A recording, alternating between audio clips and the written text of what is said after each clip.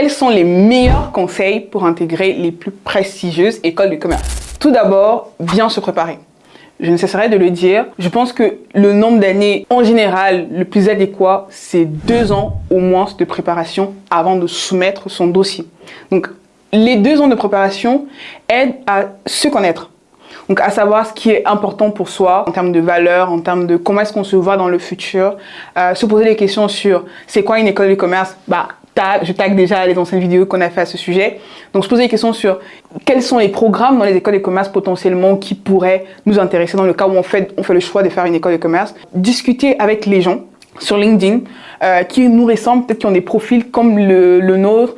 On s'est peut-être renseigné sur comment ils ont évolué, on se pose des questions sur pourquoi ils ont fait tel choix, en quoi est-ce que leur choix est intéressant pour eux, discuter avec les ambassadeurs des écoles de commerce. Enfin, tout ce travail de recherche pour bien savoir où est-ce qu'on va déjà à titre personnel, en quoi est-ce que ces programmes proposés par ces écoles de commerce pourront nous être utiles, c'est très important. Et après vient la partie du comment. C'est-à-dire que si j'ai choisi tel programme, comme par exemple le programme Grande École, qui est le programme le plus prestigieux, en général, les écoles de commerce, on va me parler de tâches MASH et de TOEIC, je me renseigne, je discute avec les gens, comment est-ce que toi, tu as fait par exemple pour avoir le 380 au tâches MASH, enfin avoir un peu ces petits mentors, entre guillemets, qui vous donnent des informations qui vous aideront à construire le dossier le plus intéressant. Donc moi j'insiste encore sur la partie préparation. Et peut-être toi qui nous écoutes, peut-être il ne te manque plus que 3 mois ou tu as 6 mois de la candidature. J'ai envie de dire, essaye quand même. Ça peut être possible, tu peux être pris. Mais dans le cas où tu n'es pas pris, c'est pas grave. Je dis souvent, il y a des gens qui sont en école de commerce là maintenant, en master in management avec moi, qui l'ont eu après leur 3e fois. Et it's fine. Tu ne l'as pas, c'est pas grave. Tu retournes, tu peux apprendre une expérience professionnelle et tu réessayes l'année d'après. Donc l'année d'après, tu fais mieux. Donc c'est possible d'essayer une fois, d'essayer une deuxième fois. Donc le temps en général que moi je conseillerais, c'est 2 ans pour vraiment répondre d'abord aux premières questions de préparation avant d'entrer dans le dossier. Sachant que c'est possible de se créer le dossier dans le site carrière 1 an à l'avance. Donc tu sais déjà 1 an ou 2 ans à l'avance, tu sais déjà ce qu'on te demande. Tu peux déjà commencer à réfléchir sur les questions qui sont posées. Du coup, tu commences déjà à réfléchir sur ça, tu commences déjà à poser les questions aux gens. Donc ça, c'est sur la partie bien se préparer. Deuxième élément, deuxième conseil, soigner son dossier. Quand je dis soigner son dossier, c'est depuis ce qui est demandé de relever de notes jusqu'à la photo. Petite anecdote, quand je préparais mon dossier, tellement je voulais que ma photo soit propre que je suis allée voir un professionnel. Je suis allée dans un studio, j'ai payé pour qu'on me fasse une photo professionnelle. Tellement parce que je voulais que tout soit parfait. Moi, j'insiste sur le fait de tout donner pour être sûr que si tu n'es pas pris, tu sais que tu as tout donné. Donc tout doit être propre. Pas de faute d'orthographe, tout doit être challengé, tu as discuté avec les gens, tu nommes souvent les gens avec qui tu as discuté sur tes essais. Quand tu auras la partie entretien, motivation, tu t'habilles correctement. Moi, par exemple, les cheveux blancs que j'ai sur la tête, tous ces blancs ou ces blancs que j'ai sur la tête, impossible que je fasse un entretien avec ça. Il faut opter pour la sobriété. Après, tu pourras faire les fantaisies que tu veux sur ta tête ou sur tes habits, mais le jour de l'entretien, c'est correct, c'est sobriété. Comme ça se fait, on respecte les codes. J'aimerais préciser, petite astuce, c'est de suivre, déjà au-delà des frontières pour avoir toutes les informations, mais aussi admission parallèle sur Instagram. Il donne pas mal d'informations pour vous aider dans le dossier. Ensuite, je dirais Monsieur École de Commerce sur Facebook. Ça va aussi beaucoup aider. Et au fur et à mesure que vous aurez les informations sur les écoles de commerce, vous verrez d'autres influenceurs à suivre pour améliorer votre dossier. Sur les revues de notes, je tiens à préciser que les gens se disent souvent que c'est juste les premiers de la classe qui sont dans les écoles de commerce. C'est très fou. Oui, ils sont là parce que c'est un concours, on essaie de prendre les meilleurs. Mais il faut savoir qu'il y a des personnes qui ont les 11 de moyenne ou plus bas. Il faut savoir que c'est une étude de dossier en général et il faut connaître en fait ses forces et ses faiblesses. C'est-à-dire que si tu n'as pas forcément une très bonne moyenne, tu peux combler avec autre chose. Tu peux combler peut-être avec une expérience associative, avec un engagement social que tu as eu, peut-être une expérience entrepreneuriale. En discutant avec les gens sur LinkedIn, les ambassadeurs des écoles de commerce, on t'aidera en tout cas à améliorer ton profil. Donc, enlever déjà le mythe de les écoles de commerce HEC et SESEC, c'est juste pour les majors. Non, c'est très faux. C'est pour les majors, oui. C'est pour ça qu'il faut faire très attention à ces notes et les corriger au plus vite. Mais c'est aussi possible, peu importe quel est son domaine, que tu sois dans l'art ou peu importe, tu peux entrer dans ces écoles de commerce. Je précise aussi au niveau des essais. Les essais, c'est les questions qui sont posées au niveau du site sur, par exemple, quelles sont tes valeurs. La méthode que je recommande, s'il vous plaît, n'oubliez pas, c'est la méthode STAR. Cette méthode vous aidera dans les essais et aussi dans vos entretiens que vous ferez même pour le milieu professionnel.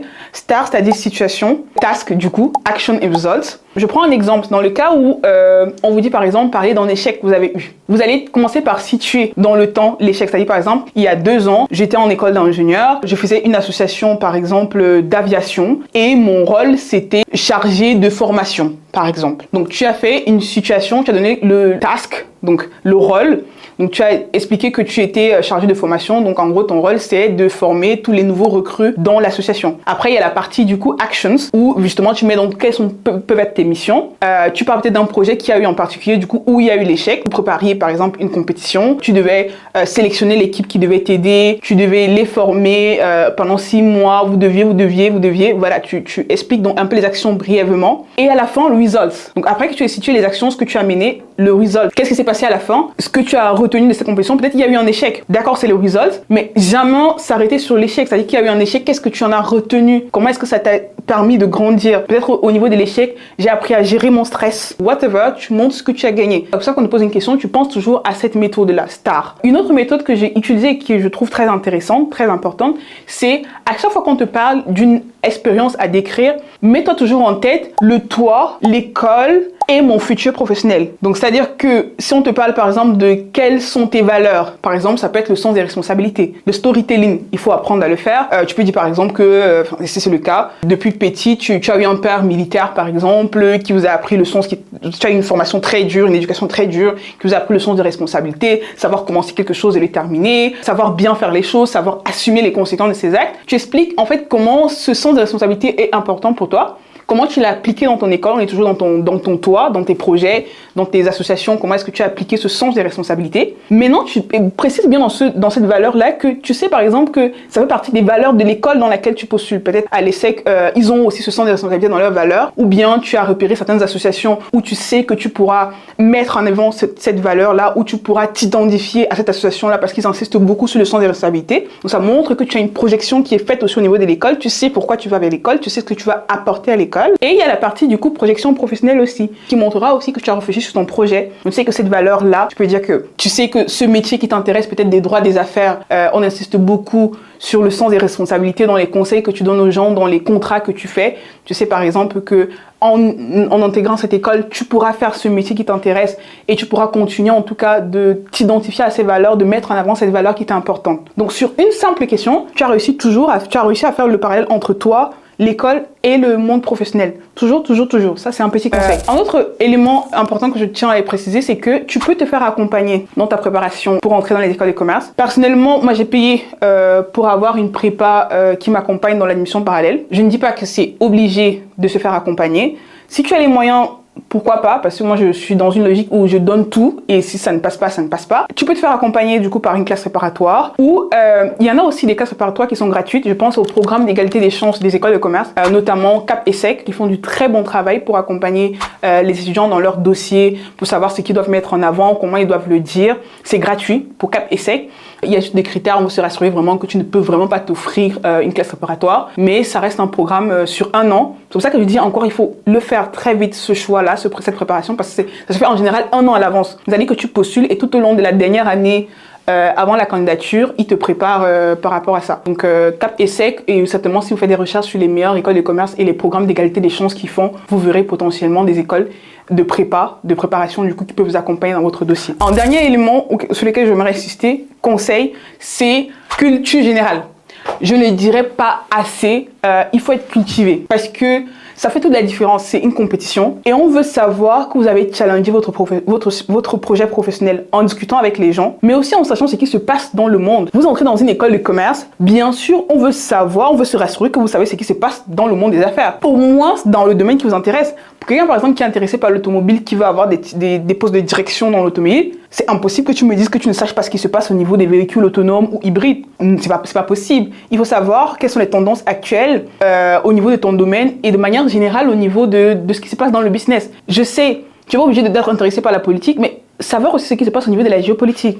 Et pour ça, il y a les Échos, il y a le Financial Times, il y a BBC, Il y a Actionnaire aussi, que moi j'aime bien. Il y a Hugo Décrypte. Bref, dis-moi en commentaire si tu veux que je te donne d'autres sources d'informations. Je sais qu'au début, ça peut être difficile de s'habituer à regarder les informations. Mon petit conseil, c'est comme dans toute habitude, c'est tout petit, tout petit. Tu peux te dire 2 minutes top chrono. Moi, ce que je faisais, 2 minutes, c'est pas plus, 2 minutes, je regarde, je fais le tour des highlights, des informations importantes dans le monde. Puis j'arrête, chaque jour. Après, si c'est trop pour toi, chaque jour, je peux dire juste le week-end. Du coup, tu as 5 minutes samedi et dimanche, ça fait 10 minutes, juste pour savoir ce qui se passe dans le monde. C'est tout. Tu peux paramétrer tes feeds Instagram, Facebook avec les grands influenceurs pour avoir les informations, les highlights sur ce qui se passe. Et c'est très important en tout cas de se cultiver sur ce qui se passe. C'est très très important et ça aidera même quand tu rentreras en école de commerce pour avoir les discussions avec les gens. C'est très important en tout cas la culture générale. Donc il faut aussi avoir cette habitude-là. Et dernier point, je te promets, je sais que le financement c'est un élément important à prendre en compte quand on veut entrer en école de commerce. Mais mon petit dernier conseil, ce serait de ne pas le prendre en compte durant ta préparation, de peur de te démotiver. C'est un investissement que vous faites quand vous entrez dans les meilleures écoles de commerce. Vraiment, tag encore à la dernière vidéo que j'ai eu à faire sur les écoles de commerce ne se valent pas. Quand tu postules pour les meilleures écoles de commerce, en général, il y a une rentabilité au niveau de l'investissement que tu fais. Mais en plus de ça, il faut savoir qu'il y a des financements qui sont faits pour aider les personnes qui sont même de la minorité.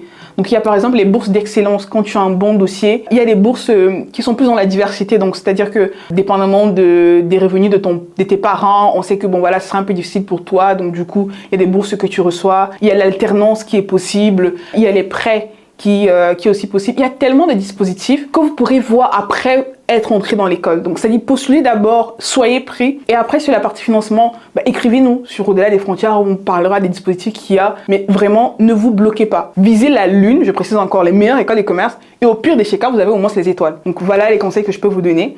J'espère qu'ils vous seront utiles. Et si vous voulez avoir d'autres vidéos de ce genre, si vous avez d'autres questions, n'hésitez pas à les écrire. On essaiera de répondre et compléter les informations s'il y a des informations que j'ai manquées. Mais vraiment, bonne chance dans vos préparations.